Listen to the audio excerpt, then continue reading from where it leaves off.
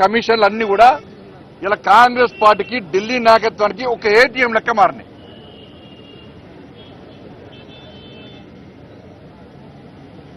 ఇంత జరుగుతుంటే కేసీఆర్ కుటుంబాన్ని అరెస్ట్ చేసే దమ్ములేదు. లాస్ట్ రాష్ట్ర ముఖ్యమంత్రి గారు ఏం చేశారు? క్లీన్ చీట్ ఇచ్చేసి ఇవాళ మేము కేసీఆర్ ఏం చేయం. అదే రాష్ట్ర ముఖ్యమంత్రి గారిని జైలుకి పంపినప్పుడు నీ ఫోన్ నీ కుటుంబ సభ్యుల ఫోన్ ట్యాప్ చేసిండు. ఎవరు చేశారు? కేసీఆర్ చేసిండు, కేసీఆర్ కొడుకు చేసిండు.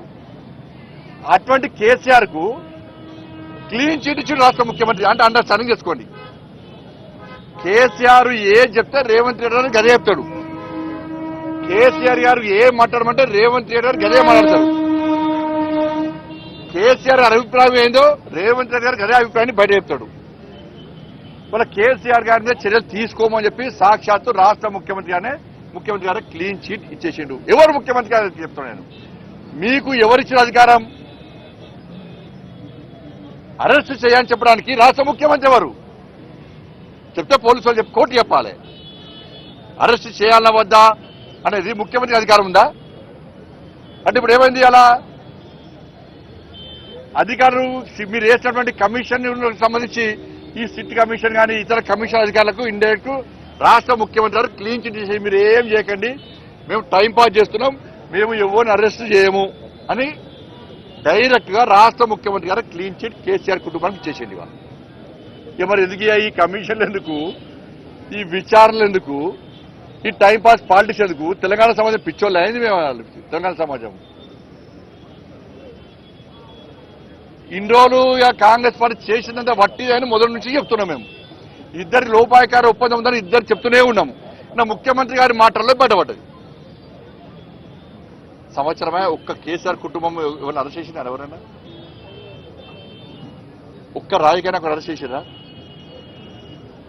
కాబట్టి అందుకే మేము మళ్ళా డిమాండ్ చేస్తున్నాం, మీతో కాదు. ఆల్రెడీ మా రాష్ట్ర అధ్యక్షుడు రామచంద్రరావు గారు గత అంతకుముందే ఈ కేసును సిబిఐకి ఇవ్వాలని చెప్పి హైకోర్టులో పిటిషన్ వేయడం జరిగింది. మా మొదటి నుంచి కూడా కోరుతున్నాం. మేము ఈ ప్రభుత్వం మీద నమ్మకం లేదు, ఈ సిట్కు జడ్జిలను పిలిచే అధికారం లేదు, రాష్ట్ర ముఖ్యమంత్రి గారిని ఇతను పిలిచే అధికారం లేదు. ఇవాళ వేల కోట్ల రూపాయలు లావాదేవీలు స్కామ్ జరిగింది ఫోన్ ట్యాపింగ్ ద్వారా.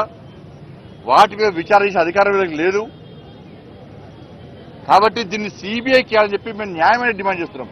సిబిఐకి ఇవ్వడంలో మీకున్న అభ్యంతరమేంది?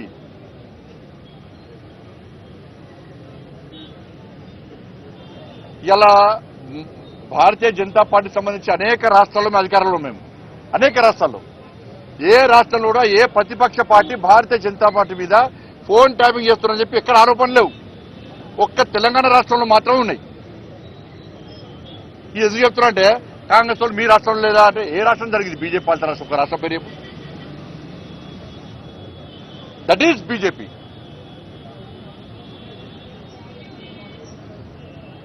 మరి దయచేసి వీటి మీద మాకు నమ్మకం లేదు. అధికారుల మీద ప్రభుత్వం ఒత్తిడి తీసుకొస్తుంది. నిన్న ముఖ్యమంత్రి గారు మాట్లాడిన తర్వాత తెలంగాణ సమాజానికి పూర్తి అర్థమైపోయింది, బీఆర్ఎస్ కాంగ్రెస్ ఒక్కటే, వీళ్ళు ఏం చర్చించుకోరు. వాళ్ళు గతంలో దోసుకున్నారు, వీళ్ళు ఇప్పుడు దోసుకోవడానికి పోటీ పడుతున్నారు. కాబట్టి వీళ్ళ మీద వాళ్ళు విచారణ జరపరు, వాళ్ళ మీద వీళ్ళు విచారణ జరపరు. కాబట్టి సిబిఐకి అని చెప్పి భారతీయ జనతా పార్టీ డిమాండ్ చేస్తున్నది. ఇవాళ ఏదైతే ఎస్ఐబి సంబంధించి ఉన్నదో అంటే చాలా మంది ఎస్ఐబిలో అధికారులు గతంలో బీఆర్ఎస్ పార్టీ ప్రభుత్వం రాకముందు అనేక మంది ఎస్ఐబిలో అధికారులు నక్సల్స్ విషయంలో ప్రాణత్యాగం చేశారు. చాలా మంది అమరులైన వాళ్ళది బలిదానం అయిపోయారు. అటువంటి ఎస్ఐబిలో ఈ ప్రభాకర్ రావు అంటే రిటైర్మెంట్ అయిపోయింది. అది అయిపోయినాక డిఓటి టెలికాం డిపార్ట్మెంట్ సంబంధించి అధికారులు క్వశ్చన్ చేసిండ్రు ఎవరిని? బీఆర్ఎస్ పార్టీ ప్రభుత్వాన్ని. అరే ప్రభాకర్ రావు అంటే రిటైర్మెంట్ అయిపోయిండు, అటువంటి వ్యక్తిని ఎస్ఐబిలో మీరు ఏ విధంగా మీరు పెడతారు? చాలా రహస్యాలు మేము ఇలా రికార్డ్ చేయాల్సి వస్తుంది. మావోయిస్టులకు సంబంధించి ఎట్లా పెడతారు అంటే ఈ రాష్ట్ర ముఖ్యమంత్రి ఏం రాసింది తెలుసా? ఈయన ఐజీ అని రాసి రిప్లై ఇచ్చాడు. ఐజీ తప్పుడు రిప్లై ఇచ్చింది కేసీఆర్. హోంశాఖ ఏం చెప్తున్నది? ప్రతి జనవరి నెలలో, ప్రతి జూలై